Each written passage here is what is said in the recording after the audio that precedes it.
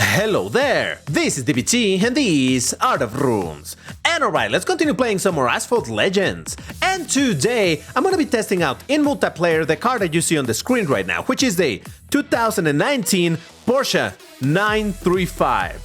That's right, the car for which there is a special hunt going on right now. I'm gonna test in multiplayer because I really wanna see how this thing drives over there. But before I get into it, if you enjoy my content, please hit the like button on this video and subscribe to the channel, because doing these things help the channel to continue to grow, it keeps me going and I can continue making this content for you. So if you wanna see some more Asphalt Legends right here, let me know by hitting that like button and subscribing. It's free and it helps, so why not? But alright. This car currently, as I just mentioned, has a special hunt going on for it. I already made a video talking about it. I'll put the link in the top right if you want to watch that. I did the whole breakdown of the event and your chances to get it and all of that. But the real question is, how does this car perform? I've seen some of you guys asking me about it. And well, thanks to Multiplayer 2, we have a free try. And of course, I'm going to take the opportunity to play with this. Now, as a quick overview of the car itself, we have that it's a Class A car, 6-star maximum rank of 4229. And having a look at the stats themselves, we see that the top speed is under the average for Class A, which is around 360. So you could say that this is a slow car. But with an acceleration of almost 85, that's pretty good. And a handling of almost 88, that is really good as well. And the nitro of 7261 is also pretty good. Maybe not as good as the real nitro kings of the class, but it still is really high. And yep, should be really fun. Let's get into it. Now, there's a bit of a complication when it comes to testing this car in this multiplayer series.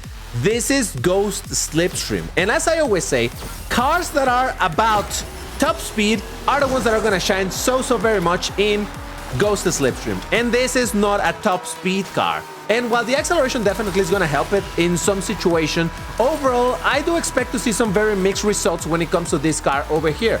This would perform a lot better in Classic Season, or maybe even in anything where there's collision. Maybe even in Unbreakable, this thing could do alright, because thanks to this acceleration and the fact that it's quite agile, means that it should be able to regain its speed real quick. Even if someone pushed you and you lost a bunch of speed that way, this thing should be able to get it back. But again, this is what we have, this is the season that we have to play in, so that's what we're gonna be doing here. Now, right away you can see that Bugatti Chiron overtook me. I mean, it's a Chiron. You know how a Chiron goes. Way faster than this by like, what, 90 kilometers or so at max speed? So yeah, quite a bit of a difference. Also some decent acceleration on the Chiron. And granted, it doesn't have fantastic nitro or anything, but again, goes to Slipstream. What can you... Oh, God! Really? I went from third place all the way to sixth because... Yes, we need to talk about this car, instability. Oh boy, it is a bit of a problem. So alright, everything defeated me. Jesus. Okay, now there's a bunch more Class S cars. Alright, once again in Rome. But yeah, let's talk about this car and its instability. First off, in the comments precisely in the video that I did on the special hunt, people were asking me like, DBT, how does this perform? And I was telling people like, man, this car actually can perform really good. But some other people were telling me, DBT, this has some massive stability issues. It's really unreliable. And to that, all I can say, it's yes. It's kind of a given when it comes to these floaty cars. And why is this race taking so long? Okay, there we go. It's sadly one of those side effects of the floaty cars, you know, because they are so bouncy and all that. They also can be really finicky when it comes to the physics. The more bouncy a car is, the more floaty that it can be, it also becomes quite unstable. And yeah, it can manifest precisely in just some landing, and for some reason your car flips for absolutely no good reason. Or sometimes really dumb stuff depending on the car can happen, like for example with the McMurtry Spearling, where you can just do a simple 360 on the ground and your car might just flip sideways and wreck. Why? Who knows? That is just the physics of the game, and again, it's sort of a downside of this type of very floaty cars that are very agile. Because of it, you can do floaty stuff and whatnot. Now, how good is this thing at floaties? I don't know, so I don't really, you know, I've said it a million times. I'm not particularly good at all when it comes to floaty stuff. I'm trying to learn, but hey, you know, I understand my limitations currently. Oh, that was actually kind of dope. That landing worked out great, and I don't know why it went so wide, but we're okay. We kept it. Unfortunately, I think I'm gonna lose this lead in this upcoming section because it's a long straight, and they might just have the... Oh no, wait a second, no, hold on. All right, car, don't do me dirty. Please don't flip weirdly upon landing, because this could be a... First place, baby! Beautiful. All right. Kind of made up for the first race. I got a first place, so yes, even though my team did absolutely terrible, beating a Jesko, Speedtail, Chiron, and 2 ATS GTs. Nice.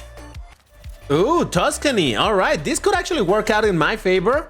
Because again, let's keep in mind, yeah, this car doesn't have a lot of top speed, but given all the other stats, it's pretty good in twisty tracks, and this track can definitely be quite twisty.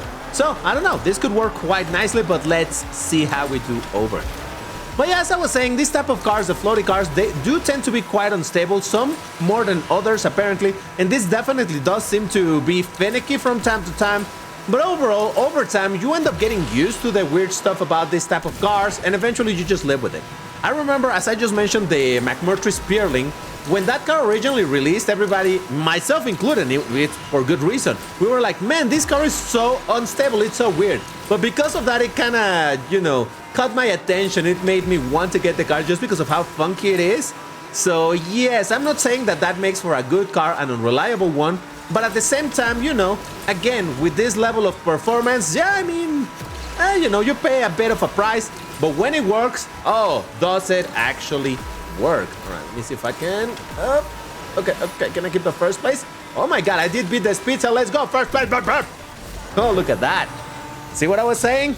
It may not have the speed, but the rest of the stats really can make up for it. All right, beating a Speed Cell SE18, Senna 395, a GT, yeah, the ATS GT, another 395, and a Triumph Nemesis, wow. Now, in saying all this, that the car still has a lot of potential, obviously, if you end up in a track that is very much biased towards top speed, well, yeah, I mean, your chances are low. And when you get you're facing cars like the Vel 16 or the Hennessy Venom F5 at low stars, while they're difficult to drive, somewhat difficult to drive, especially the Vel, because it's so, I don't know, bad. They have such crazy top speed that, I mean, no matter how good you do, unless they do absolutely terrible, it's insanely likely that they're just gonna beat you simply because, well, you know, they're just that much faster. So, yep, that is something that you just have to accept. And I've seen people being frustrated precisely by this whole thing of like, oh, come on, I keep on using this agile car and the game just throws me into top speed tracks. Yeah, it happens sometimes, you know, that's just kind of how this goes. But it works both ways. Some people might be driving their top speed cars and they are sent into the twistiest tracks and they're like, come on now. So yeah, it's just a bit of a thing on how this game works. It's fine, you just gotta kind of have to live with it. But in a way that kind of adds to the game. It can be really frustrating, but it also, again, I see it from the other side, and when I see those cars, my opponents bringing the wrong type of car for the track, I'm like, ha, how about that? But yeah, anyway, yeah, this track was not gonna be fantastic for my car, especially with those really fast ones, because there's some considerably long straight lines over here. So yeah, not too surprised that I got defeated by a Venom, by a Nemesis, and an Vel 16. And unsurprisingly, the slower cars ended up at the back. My 935, a Huracan Evo Spider, the Chiron did surprisingly not great, but okay, and an ATS GT. Oh, come on, once again in New York, and once again there's at least a Venom F5, though there's, interestingly, a Vanda. And I say interestingly, well, I mean, not that a Vanda is interesting, but precisely, once again, in the video that I did on the special, someone was talking about how the Vanda seems to be a better car overall. But I don't know, I think there's still an argument that this car doesn't quite feel exactly the same niche as the Vanda does. Yeah, sure, it shares some of these same type of traits, right? With the relatively low speed, with the quite high acceleration, quite agile, though obviously the Vanda has even better nitro than this, and the acceleration, I'm not sure how they work, because hey, numbers are numbers, but you know that sometimes acceleration might feel different than what the actual number says. But overall, I still think that this is a car that, while the Vanda, for example, does have higher nitro, in order for the Vanda to reach these speeds, you need to be in perfect nitro to have that perfect nitro boost. And in that way, you're spending a lot of that nitro, while this car, you know, you can just go at this speed with regular nitro. So there's some give and take when it comes to this. In general, supposedly, this should be a slightly better car than the Vanda, given that higher rank. But then again, you know that the ranks in this game are complete nonsense, so who knows how this is gonna work. But yeah, it would be cool if some super alien in the game, I mean, I don't know, maybe they already done it, but if some super alien could do some tests of these cars, these two cars, one against another in the same tracks, just, you know, to see a super pro player and really see which car has the advantage in which situation. That would be really interesting to see. But still, I got a second place. And let's see. I mean, I'm sure the Venom beat me, of course. I did beat all the 935s, the GT, a Dendrobium. Yeah, there it is. And a Chiron. Huh, interesting. Oh, Jesus, how many times are we gonna do Rome in this video? And by the way, I don't tend to mention this very often, but all of the races that you are seeing are sequential. I'm not cherry picking any races or anything. I'm showing you race after race. Obviously, I just cut the loading and all of that to make this a bit more dynamic. But yeah, this is race after race. So that's why you might see a bunch of races in the same track. It's just because the game has been throwing me those tracks. So yeah, just FYI. No, dude! Oh, he hit the car. It bounced it towards me and it slowed me down. Jesus. All right, all right. Now the challenge begins to try to catch up to them. Oh boy. But yeah, so I think it's pretty easy to conclude that this car in twisty tracks is gonna be doing pretty good. This car in absolute top speed tracks is not gonna do good at all. But still in mid-level of what? Speed versus twistiness. No, I didn't mean to do that 360, but okay. When it comes to the middle point between these two, I think this car can still do quite alright. So in general, I only think that it's gonna do quite badly when it comes to full-on top speed tracks. Say like something like Shanghai, right? You know that Shanghai is top speed all the way through. So yes, over there, this car may not shine all that much. But in anything else, I think this car can definitely deal a lot of damage. And that's gonna be another first place, baby! Look at me go! And that is even in a multiplayer series in which technically I don't necessarily have the advantage. Alright, beating a Nemesis and a Venom. To be fair, this version of Rome, you know that it's a pain in the rear side. So yes, agile cars definitely have the advantage over here. What? What is this? Is this the Rome video? What's going on? This is what, the fourth or fifth race? No, it's gotta be the fourth, right? I think the fourth race that we have done in Rome. And we have already done this specific version, I think. Whatever. I mean, in a way, it's kind of working in my favor to, again, show the car. Though I wish we were to land into, like I said, Shanghai, maybe even Scotland, just to show you that at the end of the day, it is going to be a bit of an issue, the top speed of this car when it comes to those top speed tracks. But as I was saying, in general, any car that is middle of the road when it comes to, you know, twistiness versus top speed oriented, yeah, this car will still deal, you know, it will be quite all right. May not necessarily be straight up W's, but it's not going to be a helpless car.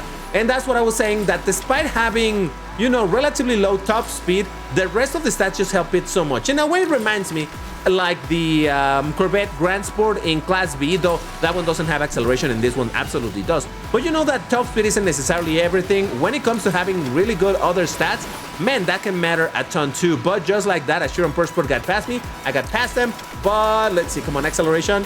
No, that was not enough. All right, I'll live with the fourth place. All right, there it is. Not a fantastic result. Defeated by Spitzel, a Huara BC, and a Chiron Persport, but I did beat a McLaren. No, ATS GT. I always get confused with so many GTs. There's the 4 GT, the McLaren GT, and the ATS GT. Anyway, a Spitzel, a Chiron, and another 935. What is going on? Seriously, what the f? Anyway, bottom line is, if you're wondering, hey DBT, just tell me, should I focus on doing the special hunt for this car? Is it worth it? 100% yes, go for it. This is an opportunity to get a really good performer car of Class A and you can straight up gold it. How often does Gameloft allow you to get cars at gold? Let's think of regular car hunts where, yeah, you might be able to max out a car in terms of blueprints, but you're not gonna get the epics for it. But over here in the special hunt, you're gonna be able to get all of the blueprints and all of the epics and even all of the credits that you need in order to do it. Is it a massive grind? Yes, it absolutely is. But if you have the time to do it, absolutely go for it, because this car is absolutely worth it. Now that the patch notes for the next version, the next update are out, you know, I already made a video on that, we know that there's going to be also special hunt for the Ultima RS, another car that I would recommend you to go for, and you're also going to need a ton of credits over there.